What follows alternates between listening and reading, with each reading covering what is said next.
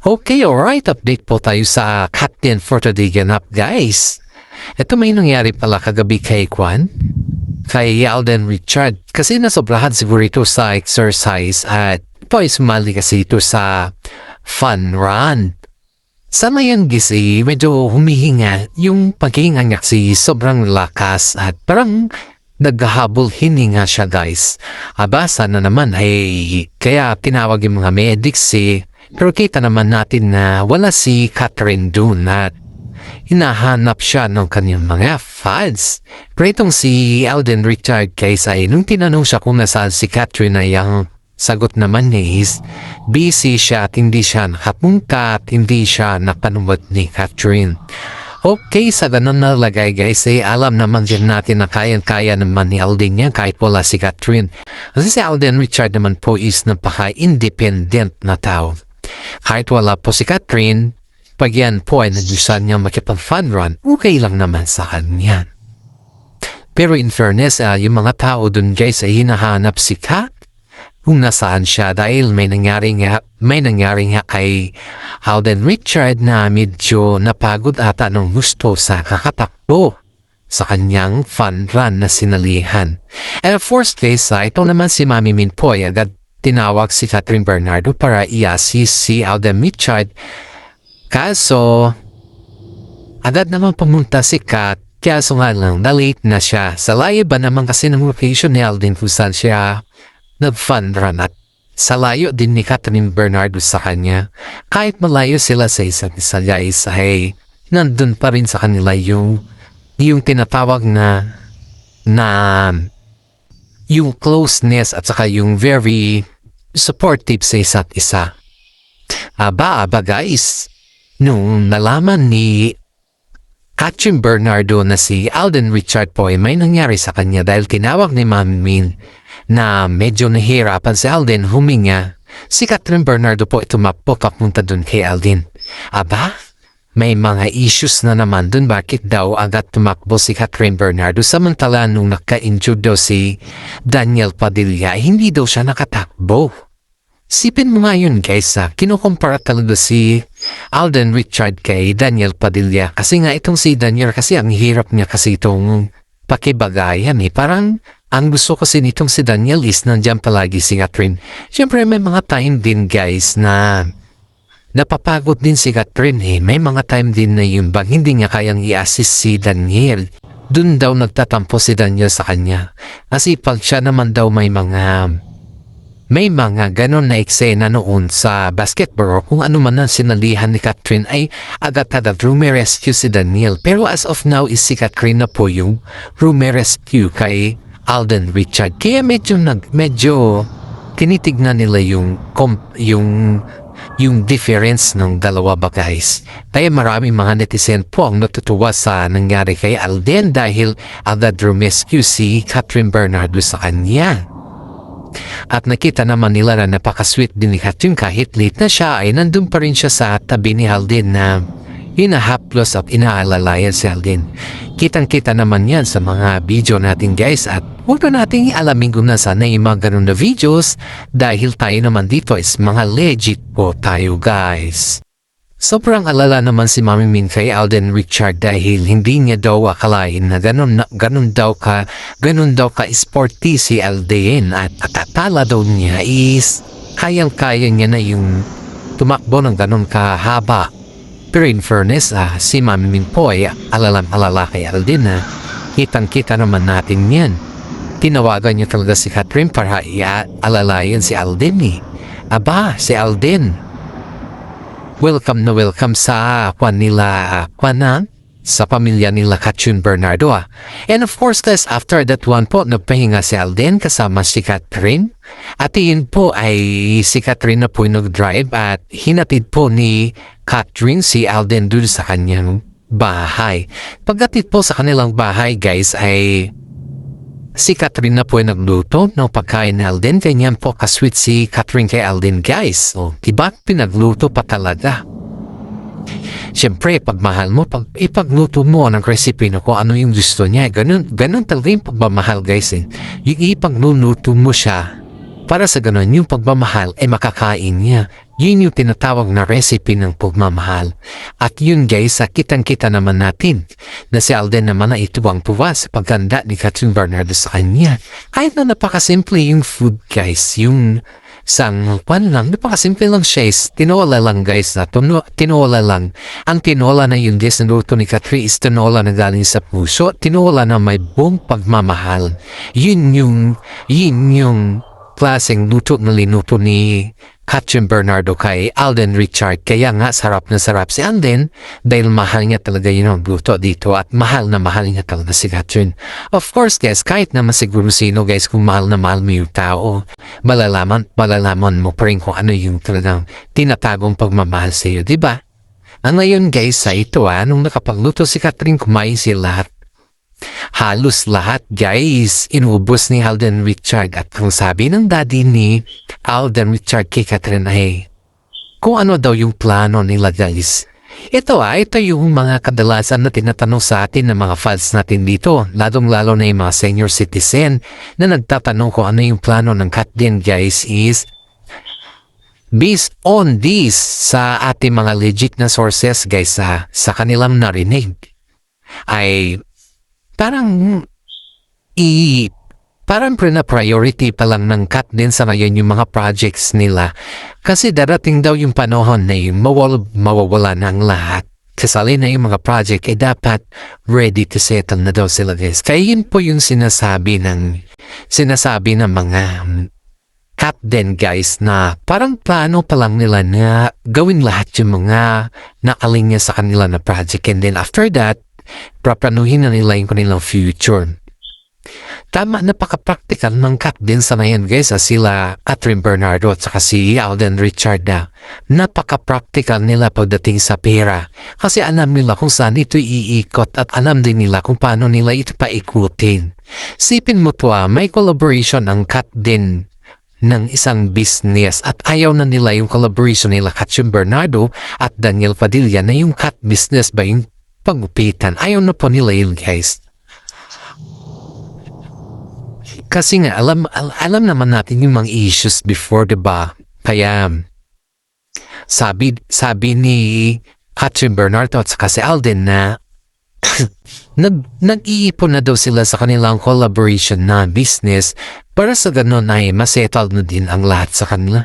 And of course guys, napaka-blessed ni Alden dahil napunta sa kanya si Catherine na kung saan naman ay si Catherine naman po ay businesswoman din. Parang gusto niya kasi na magpatayo ng sarili niyang business dahil habang buhay naman parang magtatrabaho siya bilang artista, diba? Hindi naman. Ang gusto niya yung may sarili siyang business para sa ganun, pag mag-retire siya bilang artista, at least may makukuha siyang income kahit konti lang. Diba? Kahit po konti-konti lang, at least yun, may nag-gain siya. Kahit nakupo na siya dyan, o kahit anong nakaigan na siya dyan, okay na yun. Diba guys? Ganon talaga yung utak ng Kat din sa ngayon. Napaka-practical sa lahat. Siyempre guys, kung practical ka kasi, iisipin mo na dyan yung future. Iisipin mo na lahat dyan. Kaya nga tayo mga Pilipino guys ay kitang-kita na natin kung sino talaga yung makakatuluyan Kahit hindi naman nila aminin, kahit hindi na nila sabihin or kung ano man dyan. Dahil ang kilos pa lang sa kanila, body language, body gesture, and everything when it comes to the body, ay talagang mahuhulaan mo na. Yung hula mo, yan yung tamang sagot sa mga hula natin at tanong natin sa kanila. Alam nyo ba guys na may nakapagtanong sa kanila dun sa mismo doon sa Fundran kung saan ay tinanong si Alden about kay Kat na kung ano din yung plano nila. And then, ang sabi ni Alden is, only Kat can answer that one, not me. Parang ganon. You know guys, yung sinabi ni Alden na yun is nakaka-proud dahil hindi siya yung unang tao na nagsabi ng ganon. Dahil hinahayaan niya na si Catherine po yung magsalita patungkol sa kanilang plano. Pero kumbaga is ayaw niyang pangunahan si Catherine. Which is tama naman. Kung ayaw mo pangunahan yung kasama mo, then let it be. Mas masarap pa nga pakiramdam guys na yung hindi mo siya pinapangunahan Mas masarap pa nga yun kasi nire-respeto mo siya. Ganon si Alden guys. Ganon siya tindi at ganon din siya kumbaga is karespeto kay Catherine Bernardo. And of course guys, ito Sa mga nakalipas na ilang taon na yung kanilang love team guys ay kitang-kita mo ng very closeness la. Hindi na sila yung mga bata pa na pagsabihan na kung ano-ano man dyan. Pero sila is kailangan nila talaga na magiging matured at they are very matured enough. Tingnan mo, diba? Napaka-matured nila kung tutuusin natin. Napaka-gaan sa pakiramdam na yung pagka-matured nila ay nasasarapan sila sa lahat eh. Iyan yung tinatawag natin na kayamanan ng cat din. Dahil yung kayamanan ng cat din ay nakikita mo kung ano yung magiging resulta. Diba? Kaya guys, ay isipin natin ito yung kagandang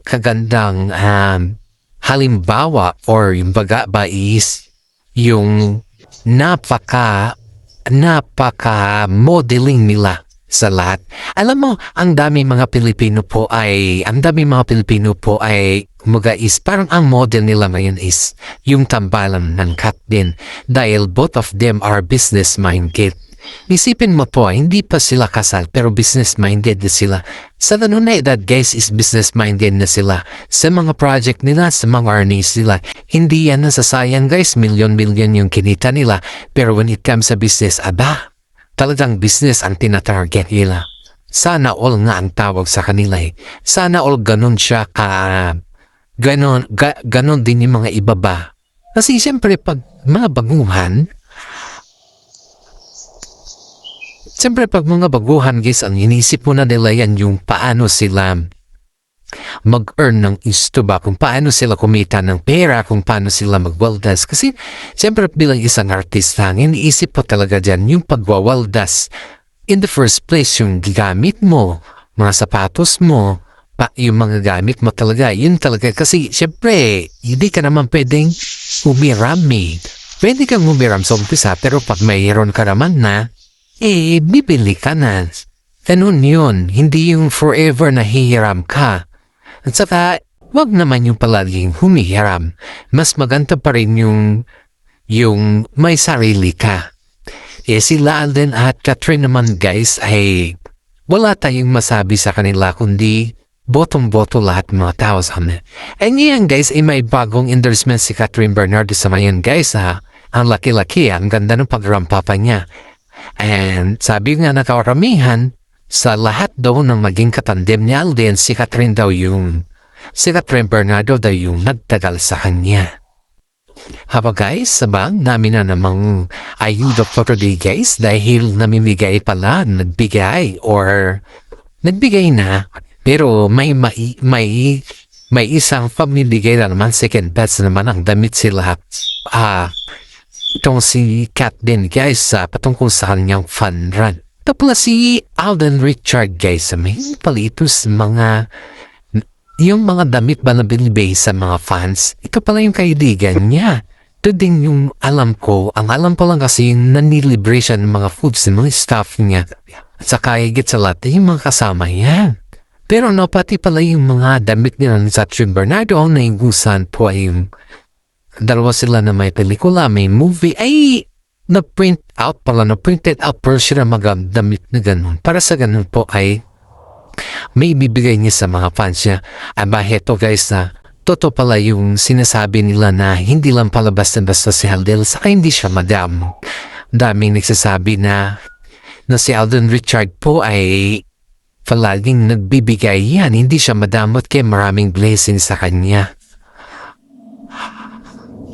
Totoo pala yun guys, ang dami palang nakapansin sa ganun na ugali ni Alden Richard, which is tama rin pala yung mga sinasabi ng karamihan sa kanya. Ang akala ko lang kasi is hindi totoo yun. Pero totoo pala guys, sa isipin mo to namibigay siya ng mga ganon na damit para sa mga fans kahit hindi siya politiko, diba? Pero in fairness, selos pala si Alden kay ito, yung si Mayor, dahil pala, kaya pala na-stop yung panliligaw ni Alden noon dahil dito sa Mayor na to. At higit sa lahat guys ay parang, siyempre kasi ilang taon na sila magkasama at ang gusto ko si Catherine is yung makilala si Alden Richard ng pangmatagalan. Hindi lang yung nakilala dahil may script sila na magpartner sila or kundi makilala na ibang personal talaga yung talagang may future. Yun yung gusto ni Catherine kasi yung makilala si Alden Richard na yung totoo sa kanyang sarili. Ganon si Catherine, guys. Dahil nakilala niya naman kasi si Alden dahil lang sa pelikula at nagkatandem sila, nagkaroon na ng phobia itong si Catherine sa mga ganon na bagay. Kaya ang iniisip ni Catherine ay ayaw niya nang mangyari yung nangyari kay Daniel Padilla sa kanya. And of course, guys, tama naman yun. Kasi si Catherine naman po yung nakikikwan dito. Kumbaga is makikisama. Hindi naman yung mga ibang tao. Kaya sabi ni Mami Min po ay botong-boto si Mami Min kay Alden Richard matagal na at hinahayaan na lang si Catherine na mag-decide kung ano yung gusto niya. Kasi si Catherine naman talaga yung mag-decision dyan, guys. Hindi naman po si Mami Min. Ang temang Min lang po ay suportahan si Catherine Bernardo kung ano yung gusto niya.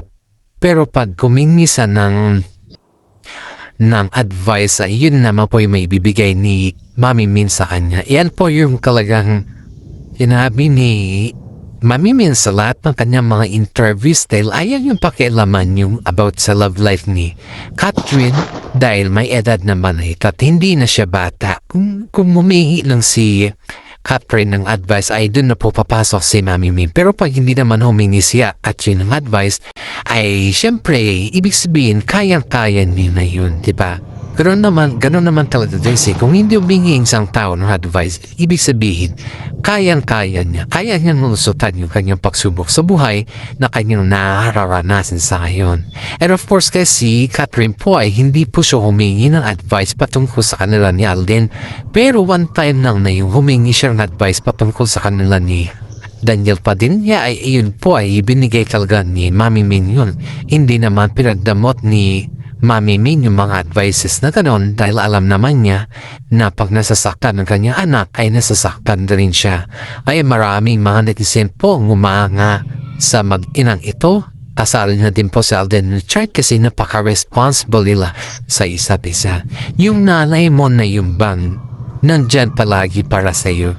Yung bang kahit anong sabihin nila nandyan palagi para sa'yo. Yung bigyan ka ng full support. Hindi siya yung tao na yung ano man yung sasabihin, hindi siya ganun. Pero in fairness, ito yung pinakamaganda dito ha.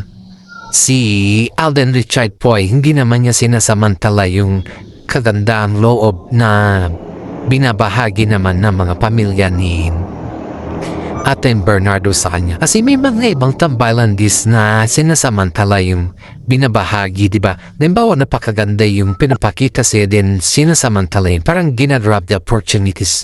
Pero si Alden po guys is wala po tayo naririnig na inaabuso o sinasamantala niya yung pabutihan ng pamilya ni Catherine lalong-laro na kay Mami Min. And of course guys, pati na rin si Alden Richard po ay may regalo kay Mami Min na kung saan po ay isang bag din. You know yung mga eldest ngayon guys, ang yung mapaborito talaga nila na nire-regalo para sa kanila is EPA. Yung social na bag ba? Alam mo yung bag na yung talagang social na bag, yun yung pinakakuan kasi sa ngayon. Yun yung pinaka magandang tignan yung social na bag. Sa napakaganda na bag. Model na model kasi pag mahal kasi yung bag mo talagang attractive ka dyan kasi marami nagsasabi pag mahal yung bag napaka-attractive dyan. Ibig sabihin marami kang pera kasi sa bag kasi sukat. Sa ngayon guys ang bag kasi yun po yung sukatan ng kayamanan na ayon dito sa ating mga legit na sources. At yung bag din po na niregalo ni Alden Richard ay hindi po siya basta-basta. It's a part of a very very expensive bag guys. Alam naman din natin yan.